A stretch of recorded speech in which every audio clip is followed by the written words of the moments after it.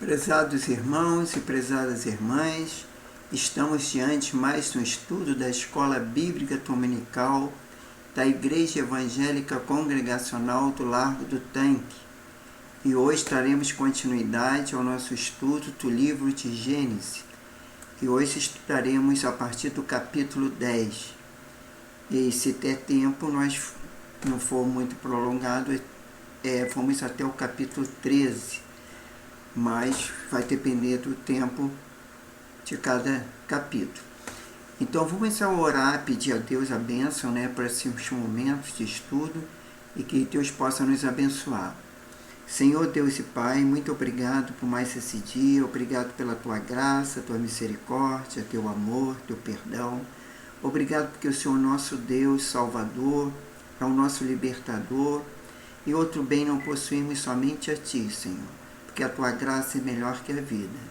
Muito obrigado por cada participante, por cada vida que vai estar diante, Senhor, do celular, do computador, do YouTube, qualquer rede social no qual nós disponibilizamos para assistir esse estudo, que Tu possas estar abençoado seu lar, sua família, que possa ser um domingo abençoado, de paz, prosperidade, tranquilidade, e livra-nos de todo o mal. É que nós pedimos e agradecemos, em nome do Senhor Jesus. Amém. Então, irmãos, vamos começar falando sobre Gênesis 10, que resiste à descendência dos filhos de Noé. Um estudo bíblico de Gênesis 10 revela como a genealogia de Noé se espalhou na terra após o dilúvio. Nesse capítulo, o autor de Gênesis fornece uma lista das nações que tiveram origem através da linhagem de Noé. Nem todos sabem que Gênesis 10 é um registro anacrônico em relação a Gênesis 11. Isso significa que, cronologicamente, os eventos registrados no capítulo 11 de Gênesis precederam a lista das nações. Isso fica claro na medida que lemos o texto bíblico. Gênesis 11 ainda mostra a humanidade concentrada numa única região, enquanto Gênesis 10 mostra a humanidade espalhada pela terra após a confusão das línguas, lá na Torre de Babel. O autor de Gênesis organizou sua narrativa dessa forma, provavelmente com o objetivo de apresentar o seu conteúdo de uma forma mais lógica.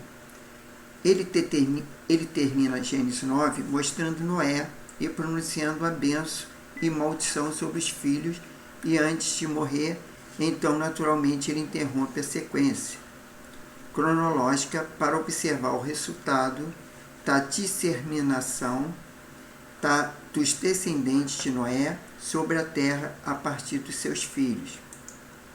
Além disso, os estudiosos indicam que entre os capítulos 10 e 11 de Gênesis, o autor bíblico trabalha duas perspectivas diferentes, que se complementam. Em Gênesis 10, ele mostra as nações como sendo resultado de uma única linhagem central que se multiplicou debaixo da bênção de Deus, conforme Gênesis 9:1. Já em Gênesis 11, ele apresenta as nações confundidas e espalhadas por causa do castigo divino pela desobediência, conforme Gênesis 11:1-9. As listas das nações de Gênesis 10.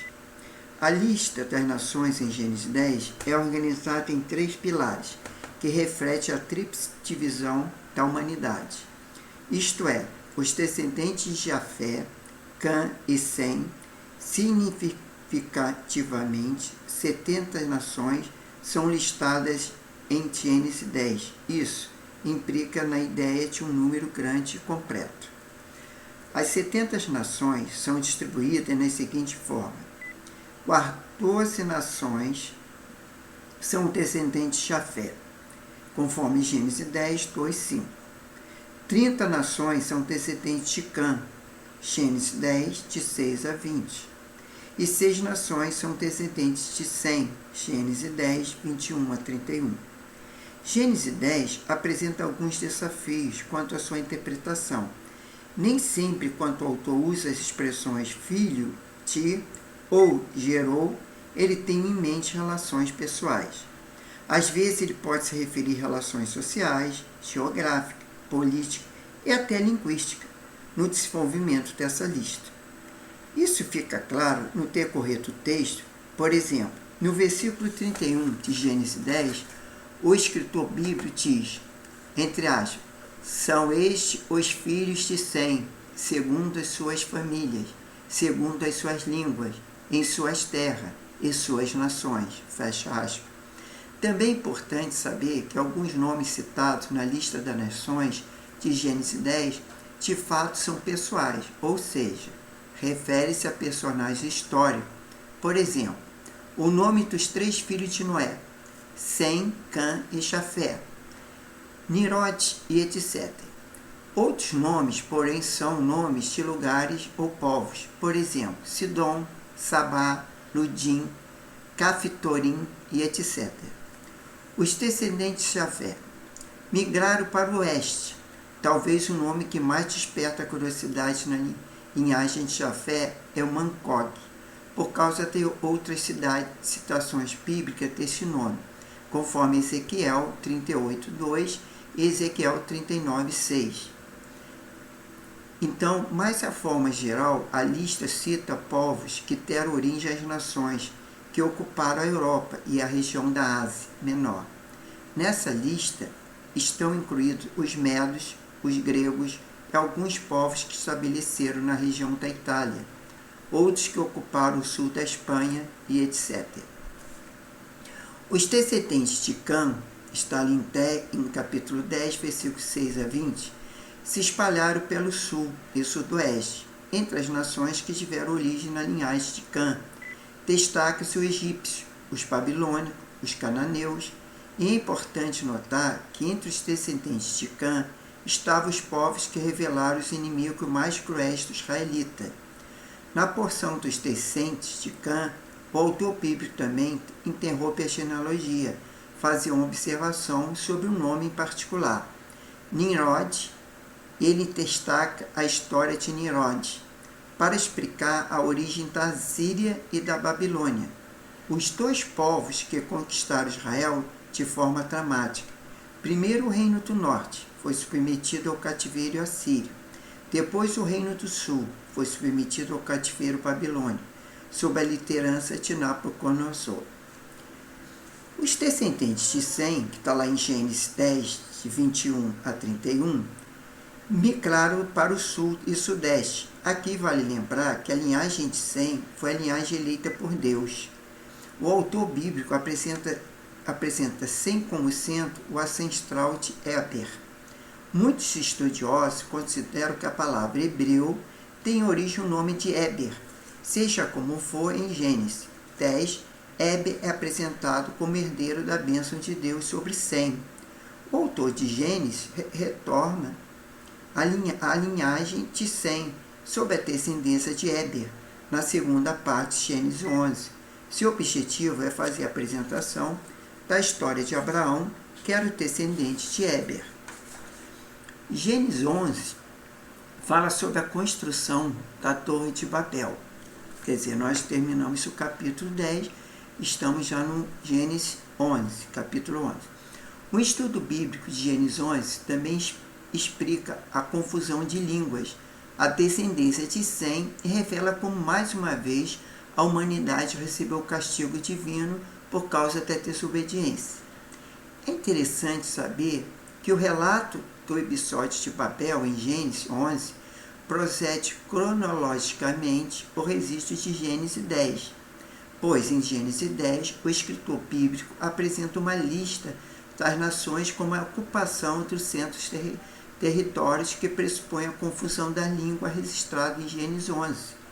Um simples esboço de Gênesis 11 pode ser apresentado da seguinte forma. Então vamos ver lá. Primeiro, a construção da torre da cidade de Babel, Gênesis 11, de 1 a 4. O juízo, segundo, o juízo de Deus na confusão da língua em Babel, Gênesis 11, de 5 a 9. E o terceiro, a descendência de Sem, que é Gênesis 11, de 10 até o 32. A construção da torre da cidade de Babel está lá em Gênesis 11, de 1 a 4. Quando as águas do dilúvio baixaram, os sobreviventes saíram da arca. Deus ordenou que eles se multiplicassem e povoassem a terra, conforme lá que nós já lemos em Gênesis 9:1. Mas Gênesis 11 mostra que a humanidade novamente voltou a desobedecer a ordem de Deus. Houve apenas uma linhagem de uma única língua falada sobre a terra. É inútil especular que a língua era essa. O importante é entender que a humanidade partiu para o Oriente, como um só povo, e habitou na planície Sinar, conforme Gênesis 11:2. Ali os homens combinaram edificar uma cidade e uma torre, cujo topo pudesse alcançar o céu. O texto bíblico de Gênesis 11 informa com clareza qual era o objetivo dos homens com tudo aquilo. Na verdade, eles queriam evitar que a humanidade se espalhasse por toda a terra, conforme Gênesis 11:4. Claro que essa atitude era uma desobediência direta ao mandamento do Senhor. Além disso, esse comportamento revelava, mais uma vez, o orgulho arrogante que caracterizou o homem desde a queda no Éden. A humanidade queria edificar uma torre que tocasse o céu. Obviamente, aquele era um monumento à soberba humana. O homem que queria tornar famosos, eles queriam ser celebrados, queriam perpetuar seus nomes, conforme Gênesis 11:4. Mas através daquela torre, os homens também queriam desafiar o próprio Deus. Alguns estudiosos dizem que a intenção daquelas pessoas era o poder de subir ao céu e se vingar de Deus, caso uma vez ele quisesse destruir a terra. Parece que o responsável por liderar aquele povo foi Nimrod, o fundador de Babel e de outras cidades. Significativamente, Babel deu origem posteriormente à cidade da Babilônia. Há muitas especulações e curiosidades sobre a Torre de Babel. Se quiser saber mais, leia um estudo bíblico completo sobre o que era a Torre de Babel. Quer dizer, se alguém quiser saber, eu não preparei esse estudo, mas há livros e no próprio YouTube pode procurar Torre de Babel, então vai ter ali maiores informações. O escritor bíblico diz que enquanto os homens edificavam a cidade de Babel e sua torre, Deus desceu para ver o que eles estavam fazendo. Está lá em Gênesis 11:5. Obviamente, o escritor de Gênesis não está dizendo que Deus não sabia o que estava acontecendo. Antes disso, em nenhum momento 11 contradiz a doutrina da Bíblia acerca da onisciência de Deus, quer dizer, Deus sabe de todas as coisas. Na verdade, a intenção do autor é enfatizar a investigação divina antes do julgamento eminente. Então ele fez uma descrição antropomórfica da atividade de Deus, indicando que jamais o castigo divino é injusto. Deus derrama seu juízo com base na verdade, para punir a desobediência do homem. No versículo 7 de Gênesis 11, revela a decisão do julgamento divino. Nesse versículo, Deus diz, abre aspas, venha, teiçamos e confundimos as línguas que falam, para que não entendam mais uns aos outros, fecha aspas. Algumas pessoas ficam curiosas em saber por que Deus usa o plural nessa frase ao dizer, abre aspas, teiçamos e confundamos, fecha aspas. Há várias possibilidades que explicam isso. Os eruditos dizem que esse plural pode ser uma indicação da pluralidade dentro da unidade divina. Pode ser um plural que denota majestade no hebraico e pode ser um plural deliberativo em que Deus faz uma afirmação de si mesmo. E, finalmente, pode ser um plural que revela um diálogo entre Deus e sua corte angelical. As últimas possibilidades é menos aceita. Em outras passagens bíblicas, esse mesmo padrão ocorre, por exemplo, quando Deus diz, façamos o homem à nossa imagem e semelhança, está lá em Gênesis 1:26. Deus derramou seu juízo, dando a origem à confusão da língua, que resultou na variedade de idioma que temos até hoje. Então a humanidade ficou dispersa pela terra e a edificação da Torre de Babel cessou, conforme Gênesis 11:7-8. Ironicamente, Babel vem um termo hebraico que significa confundir, apesar de que para os babilônicos, Babel significa portão dos deuses. Mas o mais importante é que novamente a soberba humana havia sido esmagada pelo juízo de Deus.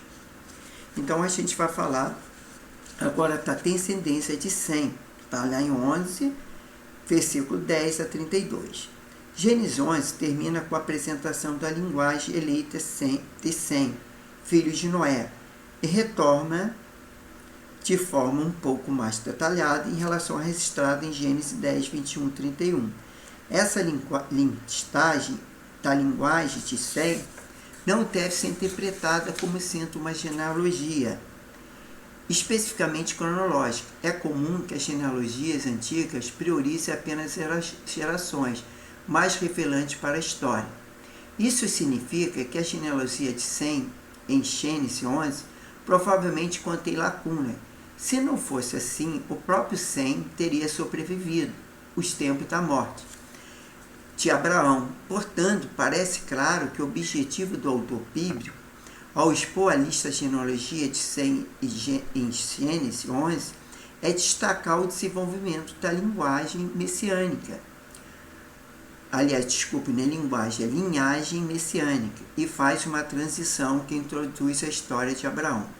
Por esse motivo, a última parte da genealogia enfoca justamente a família de Abraão em Gênesis 11, 27 a 32. Então, vamos continuar, porque ainda temos 16 minutos, então vamos continuar no capítulo 12 agora. Gênesis 12 registra o chamado de Deus a Abraão. Um estudo bíblico de Gênesis 12 mostra o início da caminhada da fé do patriarca de Israel e sob as bases da promessa de Deus. Em Gênesis 12, que Moisés começa a relatar o início do povo de Israel, como sendo o povo da aliança de que Deus estabeleceu para si mesmo. Portanto, o estudo de Gênesis 12 é fundamental para a compreensão do restante das Escrituras. Isso porque o capítulo explica a origem dos eventos subsequentes na história da redenção registrada na Bíblia Sagrada. Um esboço de Gênesis 12 pode ser feito da seguinte maneira. Vamos lá, primeiro, Deus chama Abraão, chamado de Abraão, está lá em Gênesis 12, 1. Segundo, Deus faz promessa a Abraão, que é em Gênesis 12, 2 e 3. Terceiro, Abraão obedece ao Senhor, em Gênesis 12, 4 e 9. E quarto, Abraão vai ao Egito, Gênesis 12, 10 a 20. Vamos lá, em Gênesis 12, capítulo 1, inicia a revelação dos chamados de Deus a Abraão. Deus disse, entre aspas, sai da tua terra, da tua parentela e da casa de seu pai e vai para a terra que te mostrarei. Fecha aspas. Isso está lá em Gênesis 12, 1. Esse versículo explica que o chamado de Deus a Abraão ocorreu quando ele ainda estava vivendo nas terras de sua família, inserido no contexto de idolatria. Quando analisamos Gênesis 12, 1, à luz de Gênesis 15, 7, percebemos que esse chamado ocorreu em Ur, dos caldeus, antes da morte do pai de Abraão. Deus ordenou que Abraão fosse para uma terra que ele haveria de mostrar. Naquele momento, a extensão daquela concessão da terra ainda não havia sido revelada completamente. Isso aconteceria progressivamente, conforme Gênesis 12, 7, 13, 14 a 17, aliás, Gênesis 12, 7, Gênesis 13, 14 a 17 e Gênesis 15, 18 a 21. Deus faz promessa a Abraão lá no capítulo 12, versículos 2 e 3. Deus também prometeu fazer a Abraão uma grande nação e abençoá-lo grandemente. Essa promessa de Deus enfatizava essa ideia de frutificação e domínio que o patriarca e sua descendência experimentaria. Isso fica evidente na declaração, abre aspas, te engrandecerei o nome, fecha aspas, está em Gênesis 12, 2. Aqui vale lembrar que naquele tempo o nome do patriarca ainda não havia sido trocado de Abrão para Abraão. Curiosamente, em Gênesis 11, lemos sobre como o homem de Babel queria perpetuar seus nomes. Mas eles queriam fazer isso por suas próprias forças, sendo independentes de Deus, e mais que isso, desafiando a Deus. A própria Torre de Babel era um monumento que era louca, soberba, mas em Gênesis 2 ocorre exatamente o contrário. Deus, por sua graça soberana, resolveu engrandecer o nome de Abraão através de um relacionamento pessoal com ele e com sua descendência, diferentemente dos construtores de Babel. Pela fé, Abraão foi totalmente dependente de Deus.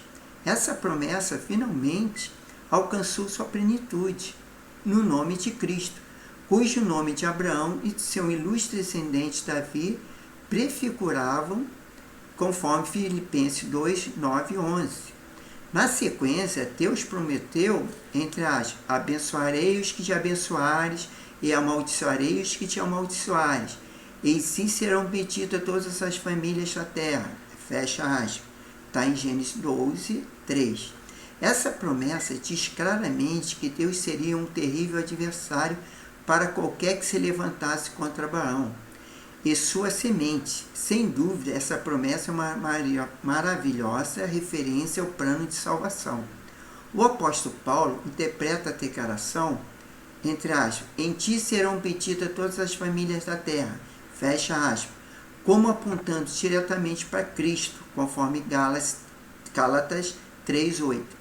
Isso significa que a expressão em ti refere Jesus Cristo, e os descendentes de Abraão, Gálatas 3,16, consequentemente, a bênção pela qual as famílias da terra seriam abençoadas e a própria justificação pela fé, que traz consigo todas as outras bênçãos da salvação, conforme Gálatas 3, capítulo 3, versículos 19 a 29.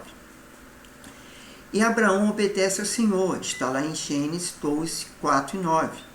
Depois do chamado de Abraão, Abraão foi em Ur dos Caldeus. Abraão, ainda com o nome de Abraão, seguiu sua família para Harã.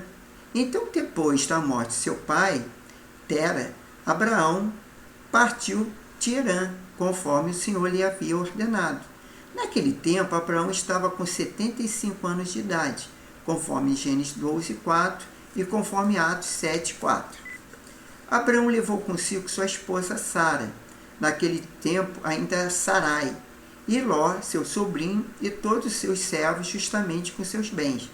Todos partiram para Canaã, conforme Gênesis 12, 5.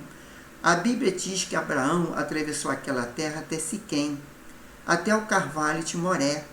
E as grandes árvores, como os carvalhos, eram frequentemente usadas pelos pagãos como lugar de culto à divindade e fertilidade.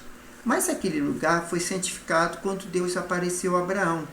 Ali em Gênesis 12, 7, então, mais uma vez, Deus renovou sua promessa a Abraão. O autor de Gênesis também informa que Abraão edificou um altar ali, consagrando a Deus a terra prometida. Também é interessante notar que em Gênesis 12 retorna que já naquele tempo os cananeus já habitavam naquela terra. Essa é uma informação importante que explica os confrontos entre o povo de Israel e os cananeus no processo de conquista da terra prometida. Depois dali, o texto bíblico diz que Abraão foi para o monte do oriente de Betel, onde também edificou um altar, enfocou o nome do Senhor. Na sequência, Abraão seguiu para o Negueb. Era uma região desértica e sudoeste do Mar Morto, com baixíssimo índice de chuva. Aí no Gênesis 2, 10 a 20 diz, Abraão, a falta de chuva, que Abraão foi para o Egito, a falta de chuva na região que Abraão estava acabava certamente comprometendo as lavouras de cereais. Isso pode explicar porque havia fome naquela terra. Então Abraão resolveu descer ao Egito. Já perto de entrar no Egito, Abraão combinou com Sarai de apresentá-la novamente com sua irmã. Como ela era muito bonita, Abraão temeu que os egípcios tentassem matá-la para ficar sua esposa. Aqui vale lembrar que de fato Sarai era meia-irmã de Abraão. Então não demorou para Sarai chamar a atenção dos homens poderosos do Egito e se levá-la para a casa de Faraó. Mas o escritor de Gênesis, que Deus castigou Faraó em sua casa por grandes pragas, por causa da presença da esposa de Abraão ali, conforme Gênesis 12:17. Quando Faraó descobriu que Sarai era mulher de Abraão, ele o chamou para tirar satisfação. E ele questionou por que Abraão escondeu a Sarai era sua esposa. Depois disso, Faraó despediu Abraão, né? Ele então não era Abraão, ordenando que ele saísse do Egito, com tudo que possuía, conforme Gênesis 18:20. Tempo depois, o mesmo problema se repetiu em Gerar com o rei Abimeleque. Curiosamente, Isaac, filho de Abraão, teve o mesmo comportamento ao apresentar Rebeca como sua irmã. Alguns comentaristas entendem que a jornada de Abraão pelo Egito tipificou o êxodo de Israel. Posteriormente, de fato, há muitos paralelos entre Gênesis 12:10 e 20 e Gênesis 13:3, conforme Gênesis também 47:4, Êxodo 1-14 e 8:11. Gênesis 2 mostra a jornada de fé de Abraão. Ele percorreu aproximadamente 2.400 quilômetros e o escritor do Hebreu escreveu que Abraão partiu sem saber para onde ia, mas pela fé ele peregrinou na terra da promessa, como em terra alheia. Mas Abraão não partiu de Ur, simplesmente com o objetivo de buscar uma cidade humana que, na verdade, aguardava fielmente a cidade que tem fundamentos, do qual Deus é o arquiteto edificador, conforme Hebreus 8:10. Irmãos, então eu vou parar aqui no capítulo 12 e nós vamos dar sequência a partir de semana que vem no capítulo 13. Eu não vou estender muito, porque é bom também que a gente faça a leitura da Bíblia, dos capítulos, e com essas informações os irmãos e as irmãs podem compreender melhor. E nós sempre pedimos a bênção de Deus, devemos orar para que o Espírito Santo nos faça compreender e nos dê revelação da palavra de Deus, né? Porque só assim, com a ajuda do Espírito Santo, é que nós vamos ter um entendimento completo da palavra de Deus. Então vamos orar e agradecer a Deus por mais essa aula, por mais esse estudo, e na próxima estaremos de volta para continuarmos. Vamos agradecer a Deus e pedir a bênção de Deus. Senhor Deus, muito obrigado por mais esse estudo, obrigado por esse domingo, obrigado porque o Senhor tem nos abençoado, tem nos orientado, tem nos capacitado, Pai. Por isso, abençoe a igreja, abençoe teu povo, abençoe cada família, cada homem, cada mulher que vai assistir, até mesmo jovens, crianças, Senhor, que possam compreender a tua palavra, que o Senhor, com o teu Santo Espírito, Senhor, possa fazer entender, Senhor, aquilo que tu queres, para que nós possamos aprender, porque com o conhecimento da tua palavra, vamos deixar muitas vezes de pecar contra ti, porque de fato nós somos pecadores, nós temos falha, mas se nós pudermos, Senhor, ter o conhecimento, porque a tua palavra mesmo diz: errais porque não tem conhecimento. E se nós tivermos o conhecimento da tua palavra, nós vamos evitar do pecado, nós vamos evitar de cometer erros. Por isso, Senhor, abençoe cada vida, orienta, Senhor, ilumina nossa mente, nosso coração, repreenda toda força contrária, tudo aquilo que impede de estarmos meditando, lendo a tua palavra, Senhor. E ter um domingo abençoado, um domingo de culto abençoado, onde haja salvação, libertação e cura, Pai. E todos aqueles que estão enfermos, que o teu Espírito Santo visite agora e possa curar, Senhor, libertar de toda enfermidade, Pai. E ter uma semana de paz, frutífera, uma semana abençoada, uma semana próspera, que abençoe os trabalhos de nossas mãos, tudo que fizermos seja para honra e glória do seu santo nome. É que nós te pedimos e te agradecemos, em nome poderoso do Senhor Jesus. Amém. E graças a Deus. Muito obrigado, irmãos e irmãs, e até a próxima lição.